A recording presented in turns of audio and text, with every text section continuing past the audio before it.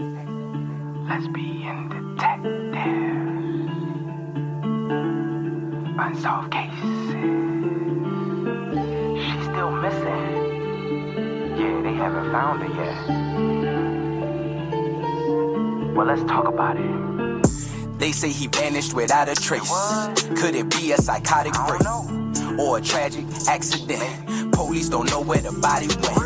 Unsolved murders, body still missing. That's unheard. Where's the witness? Lesbian detectives, what's going on? City on high alert, this out the norm. He did what, the who? Man, that ain't real, these crimes ain't true. Then come uncover these theories with us. We live right now, tuning in is a must. Right now.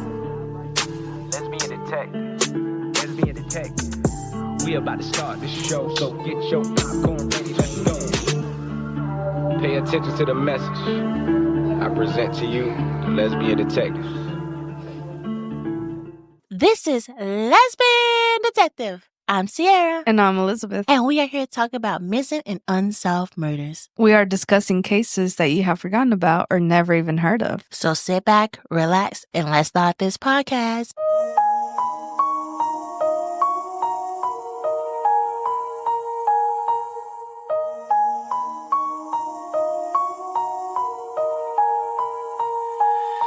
Welcome back, everybody. This is a brand new week and a brand new case. We have some exciting news. Starting next month, the month of May, the month that I was born, we will start going live on Fridays after the case dropped to hear you guys' theories, to talk about the episode. Tell me what you think of the episode and how you feel. We would love to hear your thoughts. We don't care if you disagree with us. We would love to hear it anyway. And also, we could talk about our True Crime 1 Minute episodes too. We would love to talk to you guys. So we will start going live next month.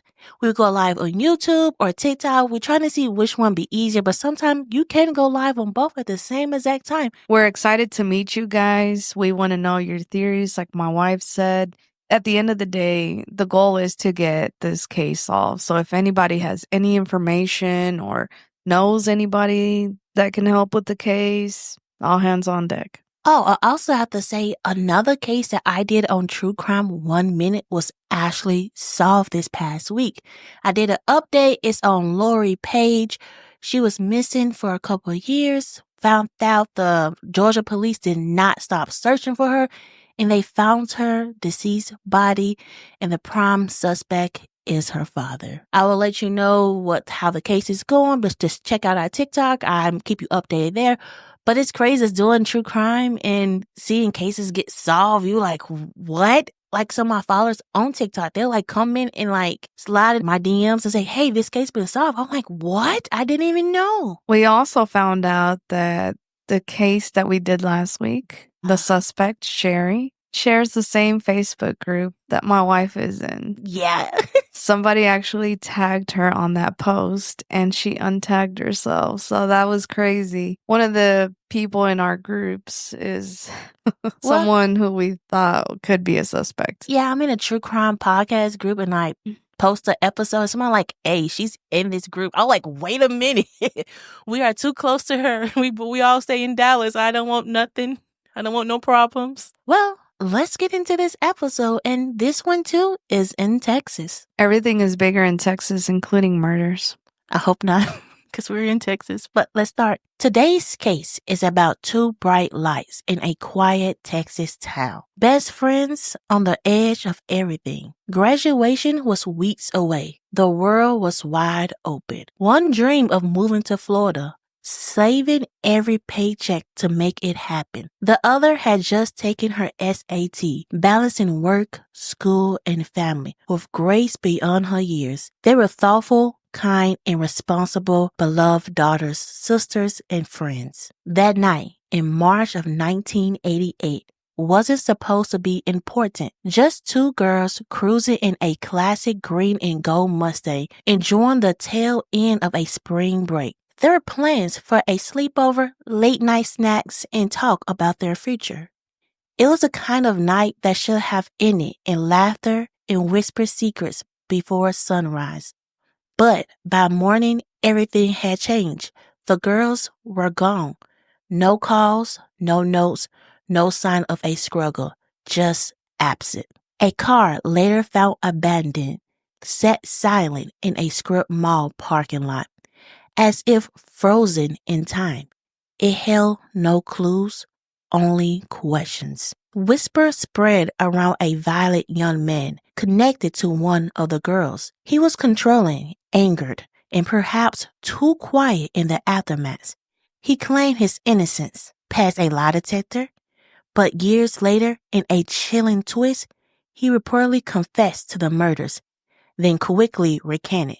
He moved out of state, changed his name, and tried to disappear himself. Still, no connection to the original mystery could be proven. The psychic vision of a lake, a blond man with glasses, and a shallow grave yield no answer. An amateur investigator book rekindled interest.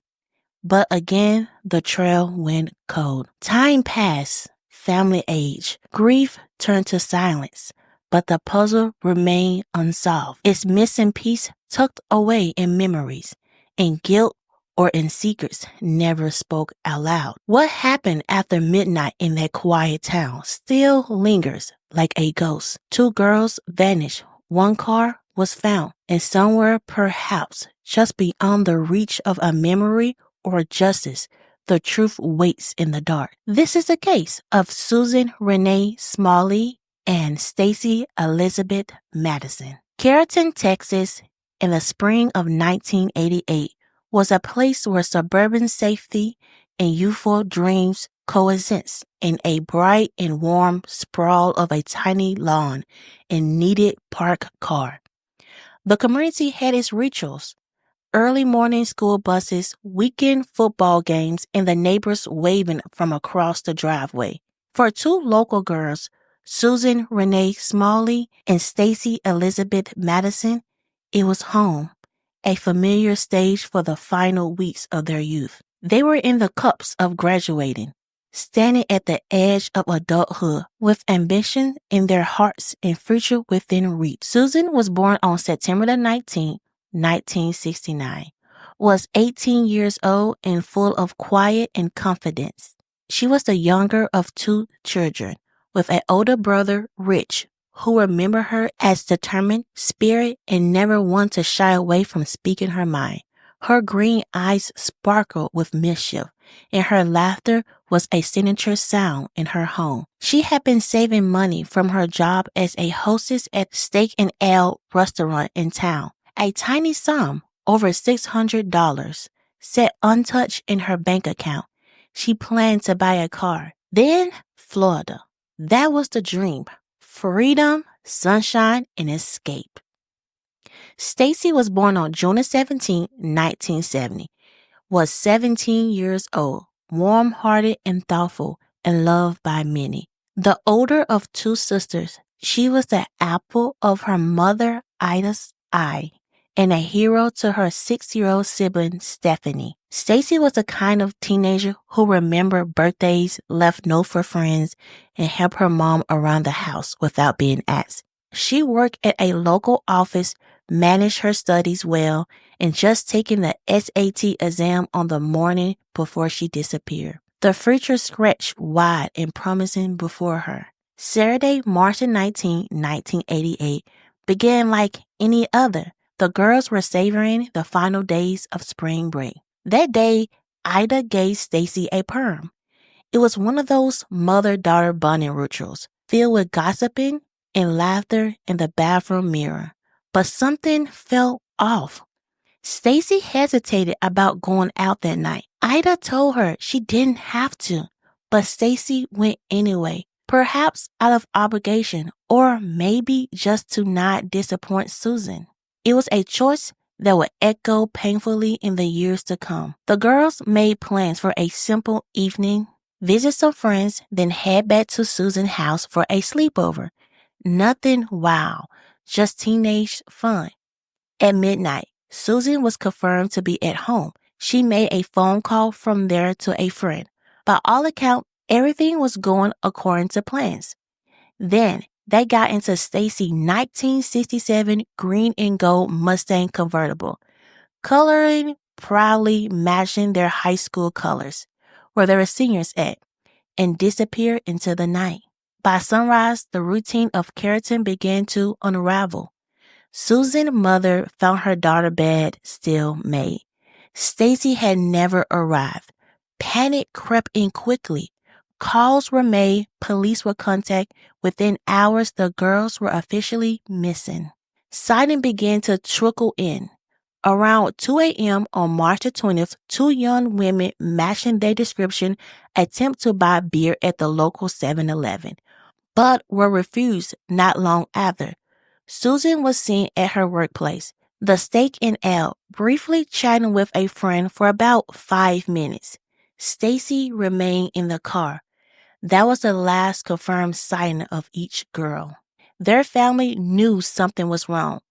They're not the type of girls just run off. They were grounded, responsible, and deeply tied to their family. They had plans. They had no reason to disappear. Days later, Stacie Mustang was found abandoned in a strip mall parking lot in Dallas on Forest Lane and Webb Chapel Road. The car was locked. Inside, everything looked eerie, undisturbed. A portable stereo lay on the back seat, untouched. There was no blood found, no sign of a struggle, no fingerprints out of place. It was as though they had simply stepped away and never returned. Attention soon turned to Kevin Elrod, Stacey's boyfriend. He was known to be volatile. Stacey had told her mother she wanted to end the relationship, but was afraid of his reaction. One day she vanished. She had warned Ida, "If Kevin calls, tell him I'm out with Susan." He did call. Ida followed her daughter's instructions. What happens next remains murky. Kevin was questioned by police. He passed a polygraph test. But years later, he allegedly told a new girlfriend he had killed both girls and buried them in a cemetery near Carrollton. The woman went to the police. A full search was conducted. Nothing was found. Kevin later recanted his confession, saying he was just trying to scare the woman. Again, he passed a polygraph. He eventually moved out of the state and changed his name. With leads running cold, police turned to unconventional methods. A psychic told investigators the girls had been killed by a white male with blonde hair and glasses, aged 28 to 34, and dumped near Grapevine Lake. A team searched the area, but they found nothing. In 2009, a local alumnus, Sean Sutherland, took it upon himself to investigate the case. He was compelled, haunted even, by the girl's story. He wrote a book, The Night Wounds Time, and compiled years of interviews and evidence. Tips came in, hope surged. Still, no definite answers emerged. For those left behind, the silence had been excruciating. Susan's mother stopped speaking of her daughter entirely, as if saying her name out loud would shatter what little remained. Rich, her brother, admits that the years have eroded hope. Stacey's mother, Ida, remains active, vocal, and desperate for closure. Her plea is simple. If you know anything at all, please call the police. It's time. Stephanie, who grew up in the shadow of her sister's disappearance, links the case to a puzzle. Everyone has a piece, but if one person holds onto theirs, the puzzle never gets finished. The case didn't die all at once. It faded, slowly, painfully, slipping into the silence, the way a candle burns down to its last flicker. Over the years, the investigation would grow cold, only to stir again when a new detective took interest or a long-buried tip resurfaced. Each reopening felt like a breath held, a fragile hope reignited. In 2010, more than 2 decades after Susan and Stacey vanished, the Carrollton Police Department dusted off the old case files. New eyes pored over yellowing pages.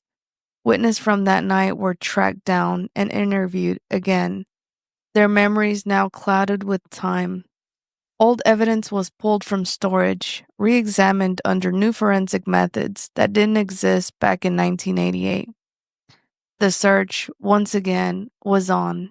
Then, in 2018, investigators took another step. They reinvented Stacy's ex-boyfriend, the one who had always lingered on the edge of suspicion. After all these years, he was still considered a person of interest. His name, never publicly confirmed, hung like a shadow over the case, uncharged, untouched, but never fully cleared. Despite these efforts, the truth remained just out of reach, like a voice behind a closed door that no one could quite open. Their case remains unsolved, frozen in time, a haunting echo that clings to Carrollton like morning mist. Every few years, interest stirs again. A new lead, a whispered name, a false confession, but the truth remains elusive. Somewhere, someone knows what happened that night. Until they speak, Susan and Stacey remain not only missing, but silenced.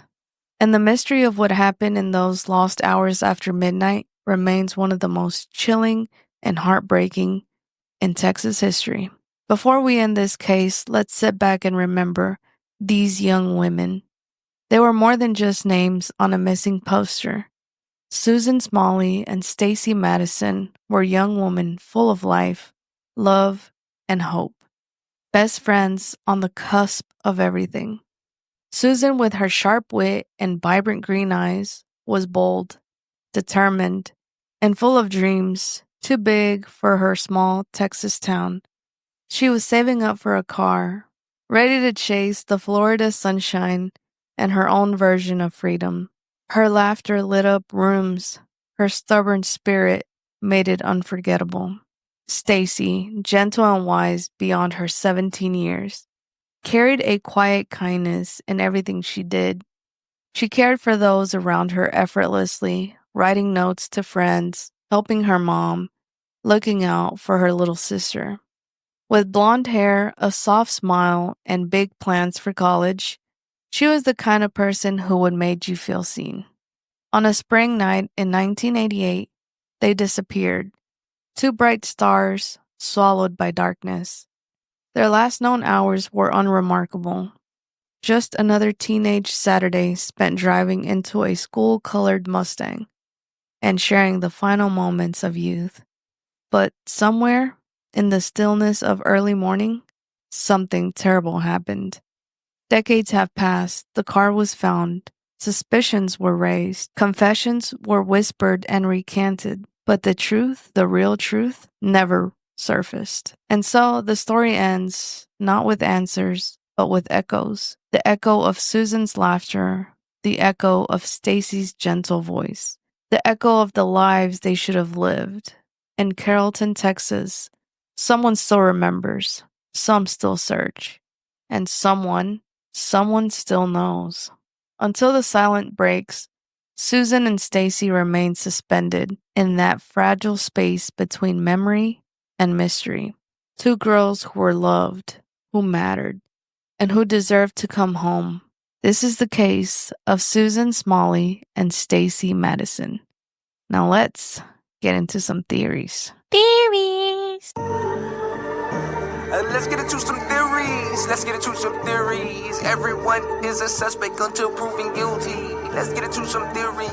Lesbian detectives. What type of thoughts you thinking? What theories running through your mind? I'm thinking all types of suspicion. Uncover the truth, what we can find. Witness say they saw somebody creeping out the back door. What you think they did it for? That's so crazy, I'm not sure. They found a car, where could she be? Here go another puzzle piece. Researching through your history. It's plenty unsolved mysteries. Everyone is a suspect until proven guilty. Let's get into some theories, yeah. Let's get into some theories.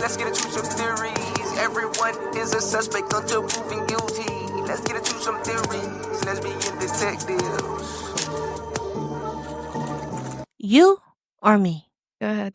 So I feel like everybody's going to get me. And I feel like you're going to be like, I do not agree with you. But I don't think it's a boyfriend. I don't. And let me explain why before you're like, what? I don't think it's him because I feel like he called and found out she was Susan, and I feel like you're like, F it. I don't think he really met up with her that night. I feel like something happened in that parking lot. When Susan went inside and Stacey stayed in the car, I just feel like something happened in that moment.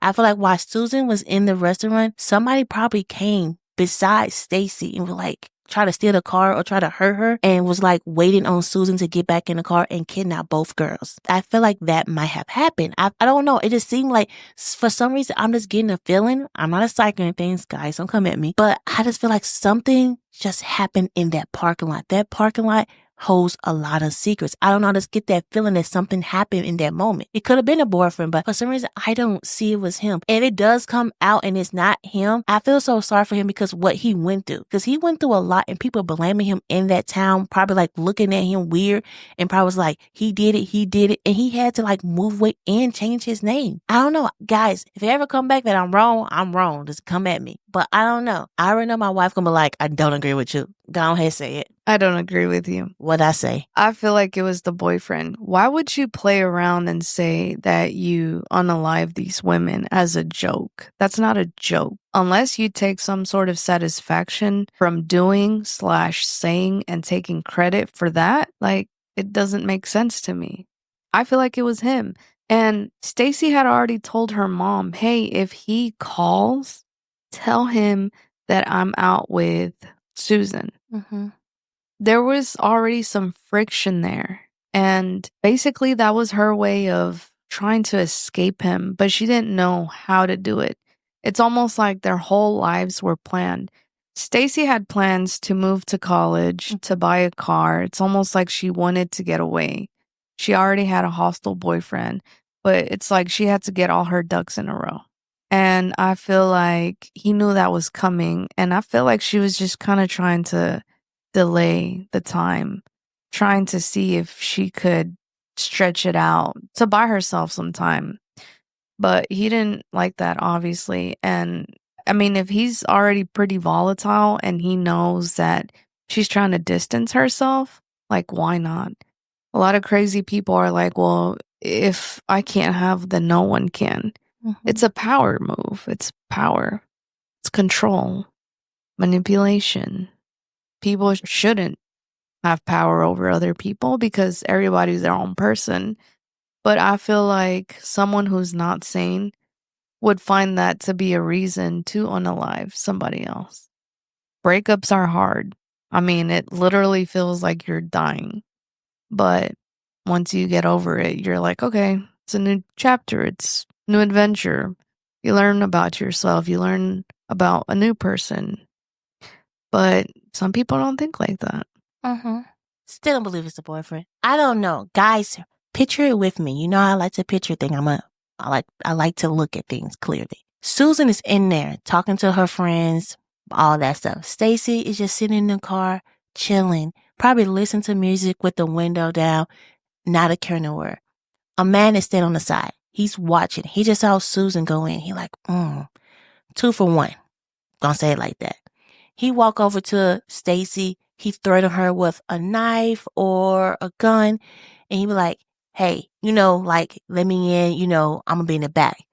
Stacey probably sitting there scared out of her mind, like, okay, I should drive off, like, save myself. I don't want Susan to get hurt. But he want both girls. Or it could be multiple guys. We never know. And then Susan come in. She's in the car. She's laughing, probably like telling, like, let me tell you what my friend just said. Gossiping. They're teenage girls. She get in the car, the guy right behind them, and he says something to her, and they all drive away.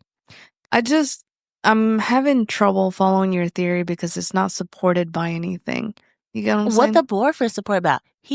Why would he play around and say that he unalived them? He was trying to scare his other girlfriend. And I know, exactly. Listen, I know a lot of guys have did that. I know it. For some reason, I know people like, I don't believe in lie detector. He passed twice, like nothing. What was the questions? Well, for some reason, I can't see it. I just can't picture it. He's 17. He got 2 bodies to dispose. No fingerprints, nothing. That sounds like somebody who did this before. Somebody who hurt some women before. Somebody who was smart enough. I don't feel like a 17-year-old or 18. I really don't know how old he is. I didn't look it up. Sorry, guys. But I don't feel like somebody like that will have that type of knowledge. He didn't have it. He drove the car. He knew to abandon it. He had no fingerprints. Everything was off of it. I just can't see it. I feel like a criminal that has been in the field before knows what he's doing. That little boy didn't know what he's doing. That would have easy found them bodies. I'm just going to be honest. That would easy if he did it. But he's still sick. Why would you play around like that? It's like you still are taunting your new girlfriend and you think that's funny. There's nothing funny about that. Why are you trying to take credit for somebody's unaliving unless you did it? I mean, we will never, not never know because I feel like any case is solvable. But to me, he probably said that to his new girlfriend just to scare her. As I said, like if she got a line, like I already did this once, I got away with it. That's probably what he was saying. But let's be honest. What if he never said it to the girlfriend? Let's play devil advocates. What if he never said that line to the girlfriend? What if she just made it up to be important of the case? Because he would say like, yeah, I killed them. I buried them there. I did this. She didn't say all that. She went to the police and said, yes, he told me. I feel like they had so much at him anyway. Whatever she said or anybody said, they was going to look at him. Do I think he is a good person? Probably not. I feel like he do have some issues that he probably needs to go check up on. But I don't believe in this moment he killed them. I do. We can agree to disagree, but let's talk about another fact that we hear about the case, the psychic.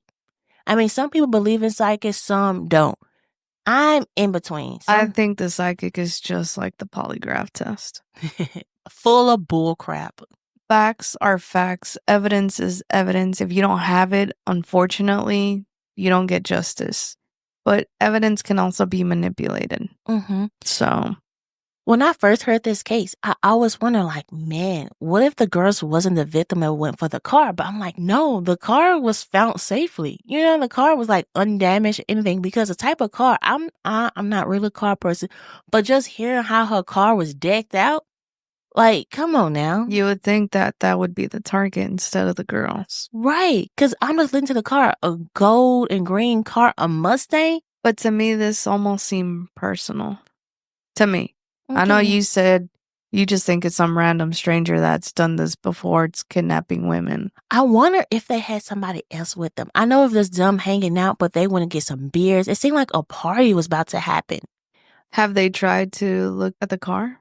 Yes. Well, I don't know now recently, but I know they said they had no DNA. They had no fingerprints. They had nothing. But back in the 80s, really, they didn't have any fingerprints? Because, I mean, the 80s didn't have the technology that we have because now they have touch DNA. Like, you could barely touch anything and the DNA would come on. Like, that's just wow. Yeah. But I don't know. I'm just thinking about the case and I'm like, something, or, I mean, you can think about it. It's always, at one part I always stop at, they said that the boyfriend did call Stacy. I wonder, did she tell him like what the plans was, or they're like, oh, I'm just staying in? Because if she was trying to break up with him or anything like that, do you think she would like told him like, we're finna go out and do this? No. Yeah, I feel like she probably said like, yeah, I'm staying at home with, like I'm at Susan's house. We're just staying inside, you know, nothing big. But the beer has always like made me like, Because I wonder, like, would they just go drink by themselves, like in a location or somewhere, you know? Like, what if they did leave the parking lot? Like, my theory went away. But, like, what if they did leave their parking lot, go to the woods and start drinking and something? That's I don't know. It's just a beer situation. Because they went to the place to go get a beer, but they couldn't, 7-Eleven. And then they went to the restaurant. But it could have also been a way of them, like, having their last little get-together. Like, oh my God, you know, you're going to Florida, you're going to college, like, let's just make these last moments meaningful. Let's celebrate. Let's drink together. I mean, they're 18, you know, they're just trying to experience things together before they separate. It doesn't necessarily mean they were throwing a party with all these random strangers. It's almost like they wanted some time to bond within themselves, but unfortunately they were a target. We don't know who did it. I suspect it's the boyfriend because that's the only suspect I know that has some type of motive.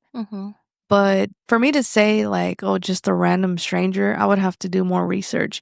How many women have gone missing around that same time, around Carrollton, all this other stuff? Now, with the boyfriend, was he connected to anyone? How did he read a lot of crime books, or did he know like a police officer or a detective? Did he have the knowledge to know how to hide evidence if he was ever investigated? Like, he passed a polygraph test. He could have been telling the truth, or he could have been really good at hiding the truth. So, You're right. I mean, we still don't agree on who did it. I feel like a stranger, honestly, I said stranger because you never can just like say a stranger didn't do it. Because sometimes it could be a stranger that did hurt the person. We never know. We don't know why people hurt other people.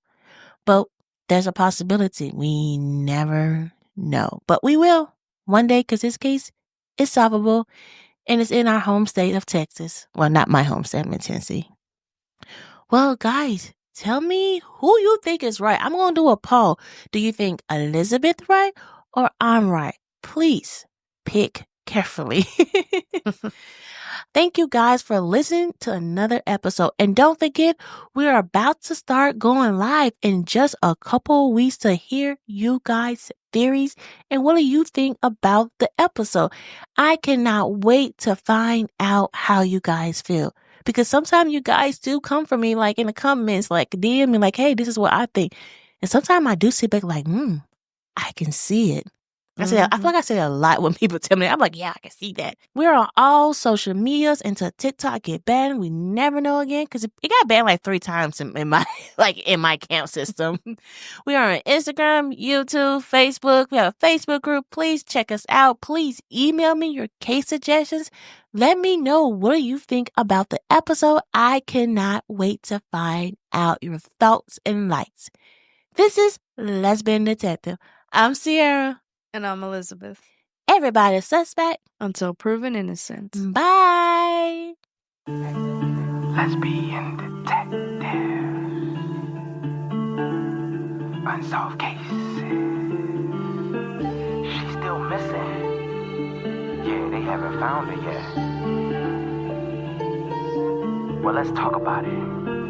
They say he vanished without a trace. Could it be a psychotic break? Or a tragic accident? Police don't know where the body went. Unsolved murders, body still missing. That's unheard. Where's the witness? Lesbian detectives, what's going on? City on high alert, this out the norm. He did what, the who? Man, that ain't real, these crimes ain't true. Then come uncover these theories with us. We live right now, tuning in is a must. Right now. Lesbian detective. Lesbian detective. We about to start the show, so get your popcorn ready, let's go. Pay attention to the message I present to you, the Lesbian Detectives.